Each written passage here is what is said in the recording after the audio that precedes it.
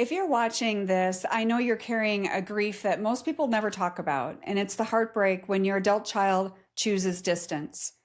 Experts call this an ambiguous loss because your child is still alive, yet the relationship feels gone. It's like grieving someone who is both present and absent at the same time. And that's why it feels so confusing, heavy, and hard. And it's hard to explain to others. I totally remember how that feels. And you may feel invisible, misunderstood, or even ashamed like I did. But you are not alone and you are not broken. And today I'm going to share 4 powerful tools that help estranged moms heal, starting with the one thing that changes everything, which is self-compassion. So let's dive in.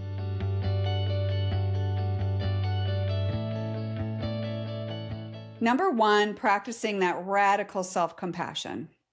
Radical is a word that you've been hearing a lot lately in different areas, but let me tell you, when it comes to self-compassion, you can be radical. The first and most essential step is that, because this ambiguous loss often makes moms blame themselves. We replay every mistake and wonder what we could have done differently. But healing starts when you treat yourself with the same kindness that you'd offer a friend in pain. I want you to think about that. Self-blame keeps you trapped. Self-compassion sets you free. I love that. And I want you to start saying to yourself, I'm human and I am learning and I am worthy of love, even in my pain. It's a foundation for real healing.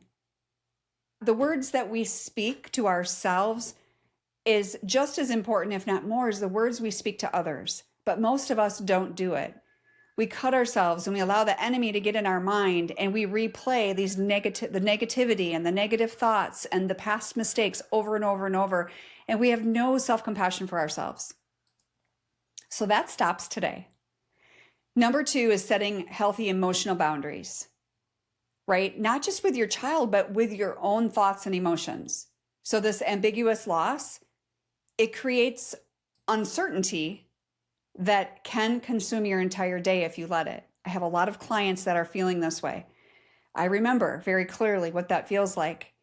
And it wasn't until I made some changes, like giving yourself permission to feel the grief, but also permission to protect your peace. Limit the time that you spend checking social media or replaying these memories. Boundaries doesn't mean that you stop loving your child. They mean you're protecting your own head and heart while you're still holding out for that hope. So if you are a mom and you're tired of living in this constant pain and you want to take your first steps towards some peace, I'd love to invite you to a discovery call. It is a call where you and I would have a conversation. It's not a coaching call, so please keep that in mind.